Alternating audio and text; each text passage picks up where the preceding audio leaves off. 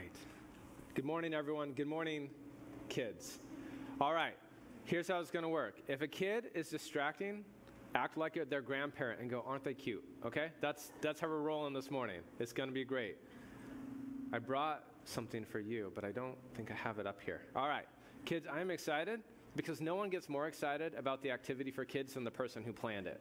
All right? So this is a mystery that will be progressively revealed as we go through the morning. But I want to start with a story, kids. Now, this is a little bit special because it's a secret story. I'm going to tell you a story with code words, and I want to see if you can figure it out. All right? And unlike normal, where you start easy and you go hard, I'm going to start hard and go easy. Okay? So here's the first coded story. Roosevelt, Truman, Eisenhower, Kennedy, Johnson. And for those of you who read, you can keep going down that list. Does any kid know what story I'm telling? You are not supposed to get this. Okay, parents, what story am I telling? Presidential history. Yeah, we're going through, these are the presidents of the United States. I'm telling U.S. history by naming presidents. Okay, let's do an easier one. The Shire, Rivendell, Moria, Lothlorien. Any kids know this one? Yes, Olivia. Yeah, close. Lord of the Rings or The Hobbit. Actually, for the first two, you're entirely right. Either one, or maybe all three. So, for those of you kids who have not yet gone through Lord of the Rings, let me just tell you, good things are in store for you. Growing up is going to be great. All right, this one's a little easier. Tatooine, Death Star, Yavin 4. All right, all those kids there. Yes? Star Wars. Yeah, Star Wars. Okay. Kids, let's try this one. The magic xylophone. Hospital. Oh, I see hands. Yes. Yes! All right. Kids, has anyone seen Bluey? Anyone? Okay, parents, has anyone seen Bluey? All right. For all of you who don't have small children right now, Bluey is like the most popular kids show in the world right now. Here, kids, question. Can any of you tell me the main point of the episode Shadowlands?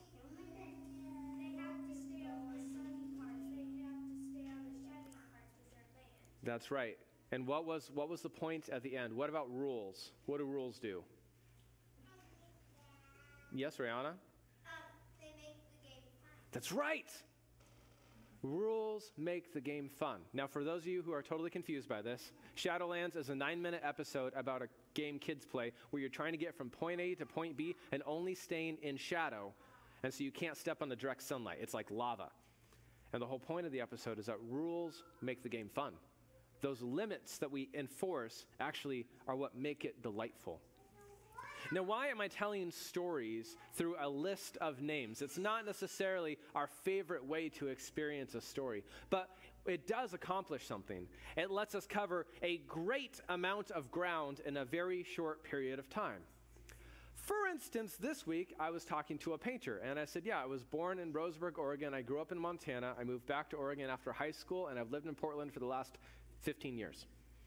And I covered 36 years of my personal history in about 12 seconds. Names are helpful. And this morning, we're going to be in a list. Numbers 33. I don't know if any of you guys went to the scriptures this week hoping for deep inspirational words from God, and you read the passage for this morning. But if you did, you're probably like, what is he going to do with this? Because it begins, Ramses, Succoth, Etham, Pi-hahareth, Migdal, through the sea, the wilderness, Mara.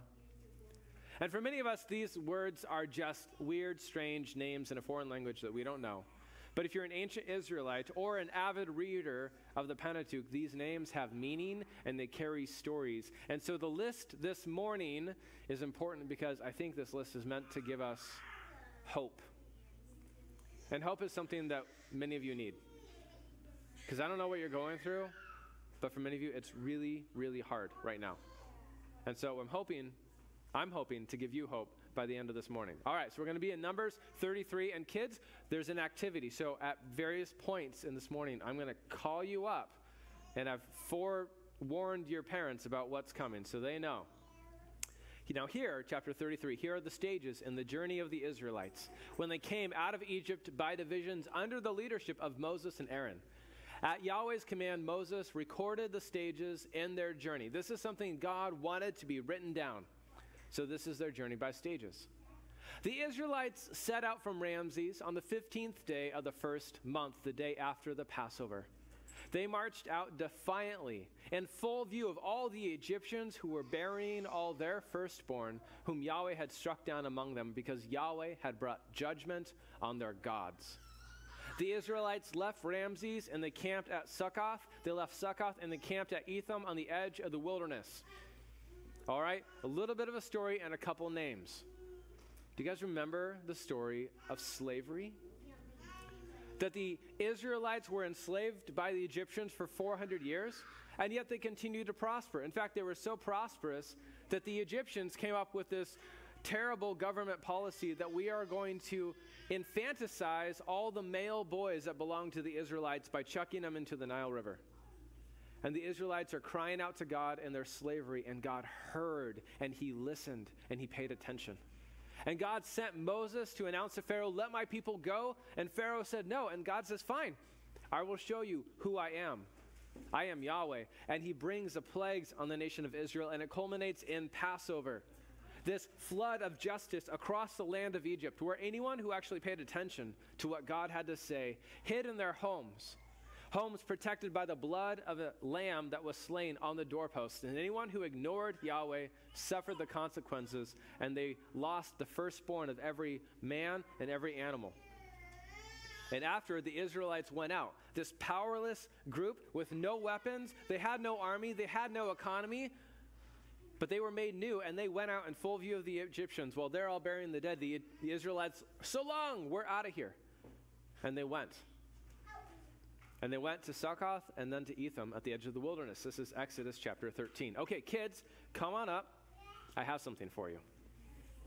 Now, this is a two for one kind of deal. I have animal crackers, all right, to represent the Passover lamb and the animals. One you eat, those belong to the Egyptians.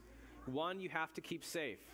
You get to take two, you eat one, you keep the other one safe. Okay, go ahead. Go ahead. It's right here. You guys got to, all right, and now head back to your room. We're going to do this a couple times, all right? So what's the rule? Eat, how many? One. Yes. Keep? One. Safe, that's right. All right, you can go back now. I hope you enjoy it.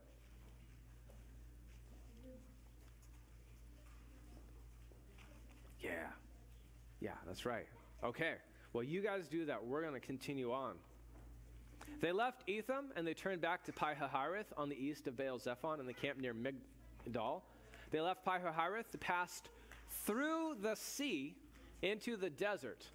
And when they had traveled for 3 days in the desert of Etham, they camped at Marah. They left Marah, and they went to Elim, where there were 12 springs and 70 palm trees, and they camped there. Again, these are names. But there's names associated with stories. Do you guys remember the story of the Red Sea? So that group, oh yeah, picking a good one? Excellent choice. So that group of slaves, no army, no military, don't really know where they're going, are led up against a massive body of water. Now, fun fact, in the Bible, there is, from Genesis to Revelation, there is never a mention of a bridge. Bodies of water are always barriers to something. And then all of a sudden, here comes the Egyptian army. So you have a nation of slaves who are going to die or be enslaved again. And they're panicking. They don't know what to do because this is a hopeless situation. And yet all of a sudden, Yahweh does something impossible. He makes a way through the Red Sea. The Israelites cross on dry land, on this amazing land bridge that just opens up out of nowhere. And when the Egyptians try to follow, the water comes upon them, and the Israelites are standing on the far edge of the Red Sea looking as the Egyptian bodies are washing up on the shores, and they can't believe it. They are free, and they are saved, and they sing a song of praise to God. It's this great story about deliverance through water. And so they go out with high hopes into the wilderness for 3 days, but have you found one yet? Okay, all right. But you know, the thing about the wilderness is it's not a place humans are really meant to spend a long time. It's not good for us to live. And after 3 days, people start to get thirsty. You know, the Egyptians got way too much water, but right now the Israelites don't have enough. And then they find some, and it tastes terrible. Kids, it's like when you grab your mom and dad's black coffee and you take a drink. You're like, I can't drink this stuff. And there's a place called Marah. And yet, God shows Moses a branch. He throws it into the water, and the bitter waters are made sweet. And there, at the waters, God tells them that if they would listen to his voice, God will not put any of the plagues that he put on Egypt on the Israelites. Why? Because he is Yahweh who heals you. This is who God wants to be to these people, the God who rescued them from Egypt, saved them from the Egyptians, heals them, gives them water in the wilderness. So any time in the rest of the biblical story that the Israelites are suffering a plague, it's because they have failed to listen to this God who has loved and saved them. All right, and then after Marah, they came to a limb where there's 12 springs and 70 palm trees. We're at the end of Exodus chapter 15 here. So kids, let's remember, come back up, all right? And we have water. I have a tiny cup of water that you get to drink for the Red Sea, and then I have an empty cup, okay? And this is for Marah. There wasn't drinkable water. Now, here's the thing. You drink the water, and this dry cup is what you're going to start putting things in. So that animal that you have not eaten gets rescued and put into this cup, all right? Sort of my animal. It's all right. Put 2 pieces in there. There you go. So 1 to drink, and then you want to keep the cup safe, all right? And the ones that you're not to eat, that's where your animal goes, okay? Now, do we drink it? Yeah, you can drink it now if you're thirsty. The Israelites got thirsty. All right, here you go. Okay, a dry cup and 1 with water. Enjoy. Mom has my animal. You know what? Your animals will be far safer if your mom holds on to them. It's true. She can put them in that cup. Okay. Yes, the water is for you guys to drink, okay? Why the cup in it? There you go. All right. We're going to keep going on this. Let's see how this goes. Here you go. Yeah, there you go, Chan. Oh, good job. That's okay. Here, and oh, there you go. There you go. You can go sit back down now. Here you go, Miss Anna. I got another cup of tea. I don't know about that. Yeah, this is, okay. Thanks. There's some rule breakers here. I don't know how to respond to that. Here you go. All right. You guys can drink the water, take the cup back. Okay, go sit back down. Here we go. All right, they left Elim and they camped by the Red Sea. They left the Red Sea and they camped in the desert of Sin, which is not our modern English word sin. It's just the desert. And you guys remember what happened there? They grumbled and complained. They had water, but now they ran out of food. And they're like, God, you brought us out here to kill us. We remember Egypt. We just wish we had died there, because at least in Egypt, we were in slavery, sure, but we had food. And God responded to the complaints of his people by saying, I'm going to rain down bread from heaven. And the people of Israel, they wake up and there's a stuff all over the ground. And they're asking each other, like, what is it? And in Hebrew, the way you say, what is it, is manna. And that's what they called it. It's the, we had Wonder Bread. It's kind of like that. It's the what bread? Like, I don't even know. It's manna. But it tasted like cakes baked with oil and honey. So, kids, I kind of think that manna was something close to a donut or graham cracker. So why don't you guys come? Again, the rule is you take 2. You eat 1, you keep 1, okay? So come back up. All right, remember manna. I'm going to keep going while you guys serve up. 1 goes into the dry cup, and the other one you eat, all right? So they left the desert of Sin. They camped at Dophkah and then Alush, and then they camped at Rephidim. Yes, the one that's wet you can throw away. That's fine. And they camped at Rephidim. There's no water for the people to drink. Remember that? And they grumbled and complained. We're out of water again. What do we do? And God tells Moses, go. I'm going to... 2. You eat 1. You keep 1. All right? Keep 1 safe. You'll need it later. God tells Moses, go strike the rock at Horeb where I'm standing, and water will come literally out of a rock to water the people. And it does. And remember at Rephidim, that's when the Amalekites attacked, and through Moses' prayers, God delivers the Israelites from this foreign nation. And then Jethro shows up and gives Moses some excellent leadership advice. Yeah, that was Rephidim. And then they camped at the desert of Sinai, and they left Sinai and they camped at Kibroth Hattaavah, and we're like, whoa, that's a jump to make. In a single verse, we kind of skipped over Exodus chapter 19 all the way through Numbers chapter 10. That's what happened at the desert of Sinai. Remember? The tabernacle, the golden calf. God called the people to the height of the mountain to come meet with him. And the people, they're like, oh, God, you're super scary, and we think we're going to die. Moses, how about you go talk to that guy, and then you tell us what he said. And then Moses comes down. He says, this is what God says. And the people says, great, sign us up. We're going to enter into a relationship with him. But while Moses is on the mountain, the people are down at the foot of the mountain rebelling, building this golden idol calf. And it's not looking too good. But again, Moses intercedes. God spares the people. And so God says, I'm going to come and live with you. And they build God a tabernacle. And God gives them a sacrificial system, a way for them to live and experience the life and blessings of God's presence with them to atone for sin. Oh, yeah, but that's right. On inauguration day of the tabernacle, the priests really screw up and 2 of them die. And so then we're given a bunch more rules about how to cleanse the tabernacle of sin and about the clean and unclean things of the Day of Atonement. And things are looking great. But oh yeah, the priests got their lesson, but then we find out the people are sacrificing to goat idols in Leviticus 17. So God gives them more laws. Here's how you can live a holy, distinct life from the rest of the nations. And you're meant to live in my presence and experience my blessings. That's what he's trying to get across. And so Numbers begins, and the people are ordered, and they're all set to go to the promised land. They've been transformed as a people from a nation of ex-slaves to a group of Yahweh worshipers who are going to inherit a good land, and they're on their way. So they go from Sinai, and they camp at Kibroth Hattaavah, which is this fancy word that means the graves of craving, or the hungry tombs, you might call it. A great name. And we're like, oh, wait. One, they skipped Tabra. This is not an exhaustive list. But remember, this is a place where these people who had just been sustained for a year by God in the wilderness are like, God, we are sick of this bread. We want meat. And God says, fine, you want meat? I will give you so much, it's going to come out your nose. You're going to be puking it up. It's going to be gross. You'll eat it for a month, and you'll hate it. Because they don't trust God.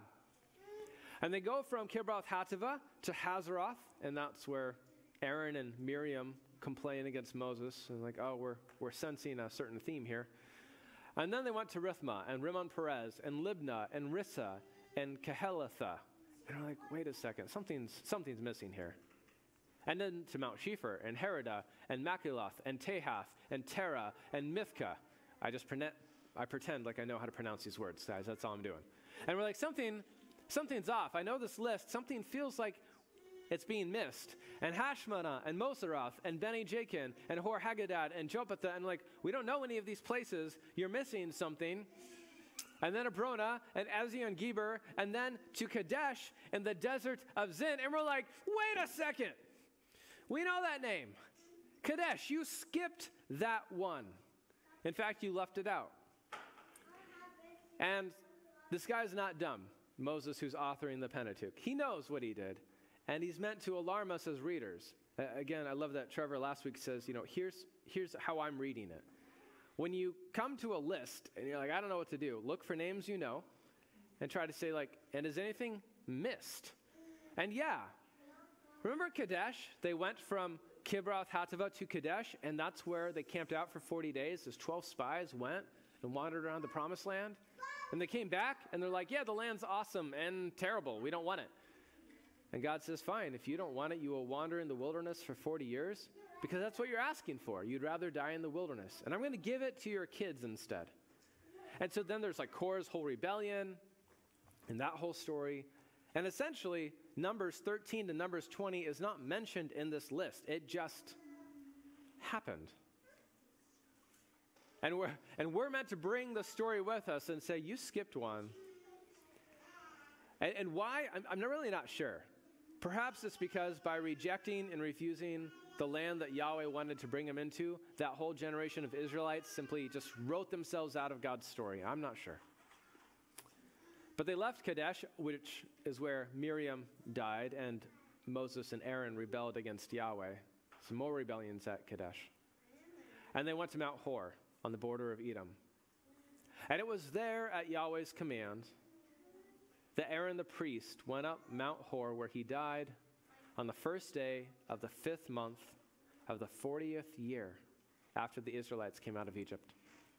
Aaron was 123 years old when he died on Mount Hor. Oh, kids, I'm so sorry. I got ahead of myself. All right? Kids, I need you back up here. Sorry, we're backtracking. I left my laptop at home, so. All right, rocks. One you eat, one you keep. The one you eat, it's like water from a rock.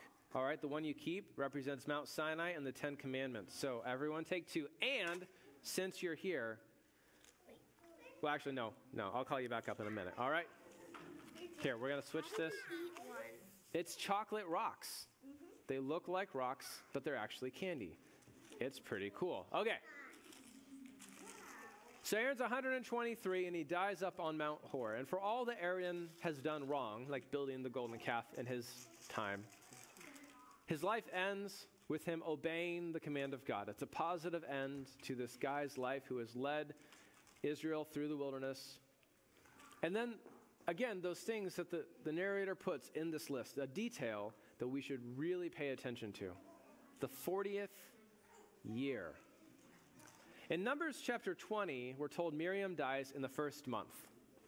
No year marker has been given. In fact, we haven't been given any timeline since Numbers chapter 13. All that wilderness rebellion, Korah and his followers, we just don't know when that happened. And the narrator makes us wait all the way, and the war against Midian, all of that, until this point when he finally says Aaron died in the 40th year. Now watch what the narrator does.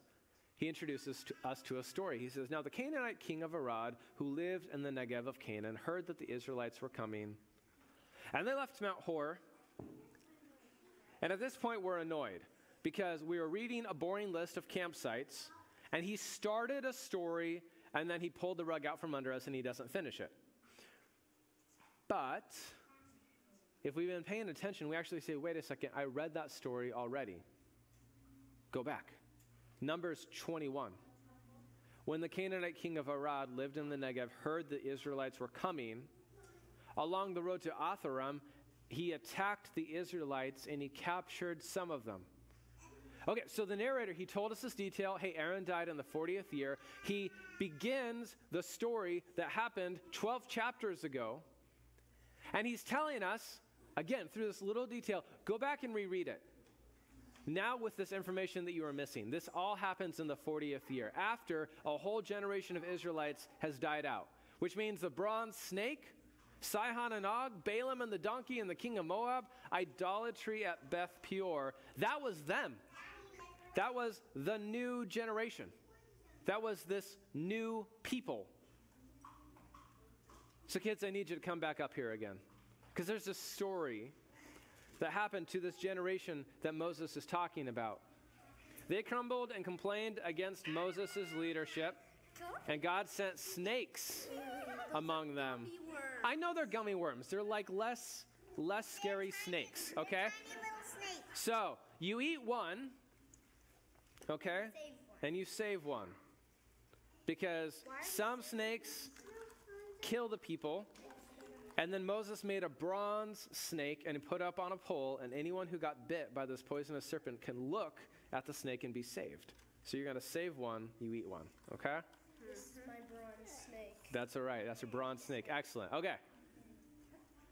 And by reflecting on the fact that that was them, we realize that this new generation of the Israelites who are going to go into the promised land, they're just like their parents.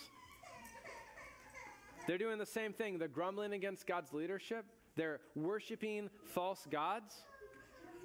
That was them. And it's this crazy story told through a list.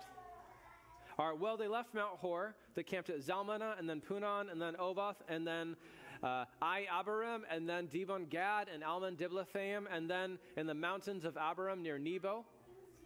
And because we went back and read 21, we were like, Moses, you're skipping something. There are 42 campsites listed. That number may or may not be significant. I think it is. And they left the mountains of Abarim. They camped on the plains of Moab by the Jordan across from Jericho. All right, everyone say Jericho. Jericho. Yeah, that's going to be important. And there on the plains of Moab, they camped along the Jordan from Beth Jeshimoth to Abel Shittim. May Yahweh bless the reading of his word. Hey, kids. Actually, in just a second, I'll call you out. I got one more for you. Actually, I have two, but we'll wait. All right, so that's the list. We are remembering the story through naming things because it's important to remember. This chapter is actually a transition. It's a transition, and why are we remembering these stories? Because we need hope. And that's what this chapter is meant to give us. All right? By remembering the journey that Israel already took, they are being prepared for the journey that they are about to take. Everything up to chapter 33 in the book of Numbers is all about the wilderness. It's from Sinai and the wilderness journey. It's about the tribes of the Israelites inheriting on the east side of the Jordan, outside of the promised land. And we are just remembering that entire story through a list of names, and then from here on out, our focus, like the Israelites, is going to be staring across the Jordan River at Jericho and the promised land. So for the rest of the book of Numbers, that's where our attention is. Over there in the land. The whole book of Deuteronomy, over there in the land. This is what we need to think about now. We remember where we've been to give us hope for where God is taking us. Because when we have hope, we are actually comforted here in the present. So if you're an Israelite, you remember a story told through names about how Yahweh brought us out of Egypt. He led us through Moses and Aaron's leadership. He sustained us along the way. He became our God. He's holy, and we failed over and over ad nauseum, which is a fancy Latin term that means until it just makes you sick. And he remained faithful and just.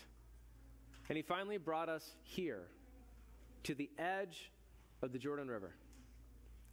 We remember that when we rejected Yahweh, we faced his judgment, his wrath, but that even when we deserved death, he always provided a way to life with him. We remember that he conquered the gods of Egypt, which is really important to remember. And he conquered the kings of Canaan, which is really important because now we are across the river from a land full of massive people, a massive city, and a massive military force. The Canaanites have really only gotten stronger over the last 40 years while we've been wandering around. Jericho is a military powerhouse. This people, the Israelites, they're still kind of ex-slaves. They still don't have a bunch of weapons. They still don't have a great economy. And looking down at Jericho is kind of makes you feel like a sole X-Wing against a fleet of Star Destroyers. Good luck. But Moses is recounting the story. This is where God has taken us. Remember everything that God has done. And so you might be staring down an unstoppable force that's big and scary and you don't think you stand a chance. But remember what God did. So bring it on. Because if God conquered Egypt and he conquered Canaan, and if he can make food and water come out of places where there's no food and water, then what do you have to worry about? You have everything you need. You are all set to go into this land. Bring it on. So again, Numbers 33, I think, is just this transition for Israel to remember what God has done in their life, to prepare them for what God is going to do in their future. And it sure makes today a lot more comfortable. And so for us, Family of Grace, I want you guys to remember that at times of transition, it's good to remember. And in times of uncertainty, it's good to remember. And in times of trouble, it's good to remember where God has taken you. So you have hope for where God is taking you. So today, you can breathe a little bit easier. All right, kids, last time. Actually, no, second to last time. Sour Patch Kids. You get two. One of them represents the generation that dies in the wilderness. You get to eat them. The other one is a new generation that God's bringing into the promised land. You guys put that one safe in your cup, okay? All right. And kids, while you're gathering that, I'm going to tell you a little story. So you guys might know Rayana. And if you don't know Rayana, she will introduce herself to you shortly because that's the kind of woman that she is. So here's how it works. When Rayana was born, we got to give birth to her in a hospital, and it was great. But there's something that was supposed to happen is we were supposed to get Rayana our insurance. And the insurance was going to pay thousands of dollars for our medical bills. And then I screwed it up. So I thought I had done it correctly, but instead I messed up, and we missed the deadline to get my daughter added onto our insurance. So instead of paying like $1,500, we were given a bill for over $5,000, and Kara and I did not know what to do. This was a huge obstacle for us. We weren't sure how we were going to handle it. But this we knew, that God has shown himself so faithful in the past that we knew we weren't going to need to worry. Somehow, some way, we didn't know God was going to take care of this financial need of ours. And so during the praise time, after the worship gathering, we stood up and we just let the church know. We said, guys, this is what has happened. This is what we're facing. And we have no idea how God is going to provide $5,000 some for us. But we want to praise him now in advance because we're pretty sure he's going to take care of it. And lo and behold, after that worship gathering, Jennifer Weber here walked up and says, in the state of Oregon, children who aren't on insurance qualify for the Oregon Health Plan. You should look into that. And we did. And lo and behold, the Oregon Health Plan accepted our daughter and not only paid for the part that, we had hoped our insurance were going to cover, they paid for the whole thing. They totally took care of us financially. And we ended up better off than we would have been. And it was great to stand up and say, you know what? We said God was going to take care of us, and we praised him for it. And lo and behold, he did exactly what we trusted him to do. And he took care of us. We remember the past of what God has done. It gives us hope for the future, and it makes whatever crisis we're currently facing tolerable. Why? Because we have hope. Because it doesn't matter how bad your work day is, if you're going on vacation tomorrow, or if it's your last day. Hope changes our present. It's good to remember. So, we have a story. Now, I am reflecting on how I have missed a few details. Parents and adults, on the edges of these aisles are sheets of paper with two lists on it. It says your story, or my story, and then it says Israel's story. I want to invite all the grown-ups or anyone who knows how to write to grab one of those sheets of paper, grab a pen. And what I want to invite you to do is to write down your story. What has God done for you? Just name them. You don't have to have a lot of details. But here's the thing is, remembering is important. It's important to remember because some days we feel overwhelmed. Some days we look ahead, and to use someone else's term, he's like, we look ahead and we're like, how? I don't see any way through whatever obstacle I'm facing. He says the secret is to look behind and to go, wow, look at everything God has already taken me through. All right? So I just want to invite you, just put a few key moments there. Just write it down. And if your brain juices get flowing, and you can just keep ignoring everything else I said and just keep writing down your story. Because here's the thing. If you don't write it down, you will forget. I asked my friends, Sterling and Courtney, to bring this vase this morning. In their home, this is how the Clarks remember when God did something in their life. God's generosity, 2017 to 18. Travel, 2015. An unmarked rock. I don't know what they're going to remember from that one. Okay? TAM recovery, 2018 to 2019. I know that story. It's a way to remember. And when you're discouraged, you go back and you just start going over it again. All right? We have stories. And the stories of God's work in our lives. One, I encourage the Clarks, actually write down the stories because you forget the names over time. When you encounter these names in the Bible, like there's stories in the books of Exodus and Leviticus and Numbers to go reference what we're talking about. But here's the thing, write it down, and then when times are hard, go read it. Go remember. Go remember, like, oh, that's right. God has taken me through situations like this in the past. I can trust him now in the present because the future is going to be secure. I'm with him. Maybe you need to tell someone about it.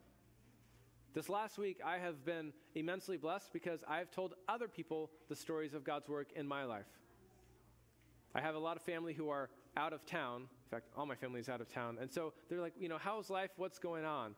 And I love to tell them the story about the time the homeless guy stole my laptop. And then 45 minutes later, the same homeless guy just brought it back and gave it back to me for no reason. Or the time that I was worried about provision in someone's life, and 30 minutes later, I'm walking down the street, and there, amidst the pile of trash, I find over $100 cash. And I just realized that God's going to provide. And I tell them these stories because I want to encourage them, but really the winner here is me. Because I tell the story, I'm like, oh, that's right. God is really, really good. So the second thing, I want you to write down your story, and then I want you to write down Israel's story. The Apostle Paul says these things happened to them for our sake. The Apostle Paul tells a group of Gentiles, he says, our fathers were in the wilderness. All right, it's a long explanation how we get there, but Israel's story is our story. This is for us. And so I want to invite you to write down Israel's story. Okay, kids, I need you one more time to come up and get a piece of paper. It looks like this. All right, let me explain the symbolism really quick. The lamb, it's a Passover lamb, okay? This is the animal cracker that you guys got, all right? The waters of the Red Sea, you drank those. And then your cup is the waters of Marah, where God made water sweet. Bread, this is the graham cracker, okay? This is the manna in the wilderness. You guys got a candy rock representing Mount Sinai and what happened when Moses struck the rock and God gave water for them in the wilderness. The gummy worm, snake, all right, is because people really are terrible at actually trusting God. And they rebelled against him in the wilderness. And then the last Sour Patch Kid, that represents the new generation that God raised up to bring into the promised land. So here's your assignment. You get to eat everything in that cup later, but you need to take this, and then at some point after the worship gathering or at home later today, you grab your parent and you sit down with this, and you have to tell the story as you're eating them, okay? So, Rihanna, will you give one to all of these people? Thank you. Okay, so parents, you have an assignment. Israel's story is all our story. God brought us out of Egypt. He brought us through the Red Sea. He rescued us from slavery. He sustained us through the wilderness. He met with us on a mountain. And this is really, really important because there may just be some of you here today that when I say write down your story, you go, Jordan, my story is not that great. And what I'm facing right now is so bad that my past doesn't help me. Maybe your life is just too hard right now. Maybe it's too much of a struggle. And your story is just not cutting it. And I want to let you know that you're in good company. That's all right. You bring that down, your parents will help you.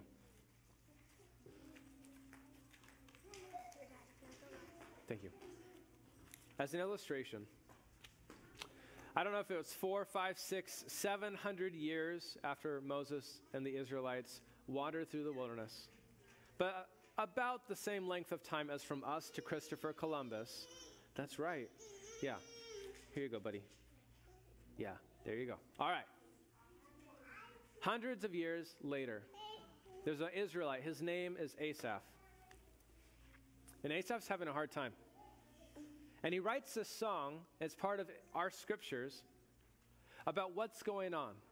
I'm going to paraphrase it, but I invite you to go read it. And it goes something like this. God, I'm coming to meet with you because right now my life is so bad that I cannot sleep and I can't even speak.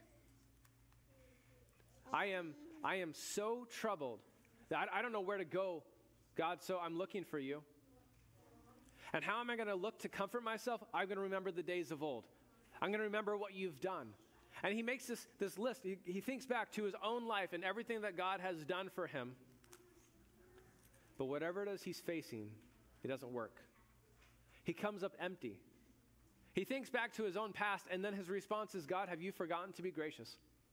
Has your steadfast love quit? Did you change when I wasn't looking? You say you are the I am who I am, but I feel like the you were who you were, and you're not that guy anymore. What's going on? Now what? What do you do when your story is not enough? What do you do when your life doesn't bring you comfort, even when you list it out? Do what Asaph did. Because he thought back to a story beyond his own. He went back to the story of the Israelites in the wilderness and to the Exodus. He went back to a time when there was a nation of slaves penned up against a sea of water with a huge military coming for them. I need that. To a time when it was hopeless and stormy and they had no hope. And he remembered that God made a way in an impossible situation. That the people of Israel crossed through on dry land. That the sea itself fled from the rebuke and power of God. He remembered that though he cannot see a way forward, it doesn't matter because God can. He did in the past. He'll do it again. Israel's story is what gives him hope when his own life just doesn't cut it. This is what we need. I'm told that the Negro spirituals, as they're called, are incredibly powerful songs. Because they're written by people who were in slavery, whose life was a horror movie, who had no expectation that their life here on planet Earth would ever improve or that their circumstances would ever change. But they sang songs because they knew what God had done for the Israelites in the past. And if God rescued those slaves, then one day, even if it's beyond the grave, God will keep his promises. He will save them. He will bring them home. And that hope, secure in the future, made today livable. I don't know what you're going through. I don't know how hard it is. But you have a story. And so we remember what God has done so that we hope and trust in what God is going to do. Because that's going to make today bearable. I want to give you hope. Let's pray. Heavenly Father, thank you. God, thank you for the boring passages of Scripture that actually tend to hold more truth than we know. God, for the way that you remind us of what you've done in the past. That you are who you say you are. That you are the faithful God who does not change. That you intend our good and you desire to bless us. Oh, help us to trust that, to trust you. Father, thank you for these kids who have done great. Bless them and their parents and help them to remember the story of your actions in the past. And God, be with all of those here who are struggling and who are suffering and whose giants I don't even know to name, whether financial struggles or major health issues or just relational disasters that they're trying to pick up the pieces from. Father, may we trust that you have the future solidly in your hand. And may we trust that you have good things in store for us. So may we be faithful today and endure today and move ahead in obedience to you, trusting you because you have proved your worth. You're worth trusting. So God, comfort your people today.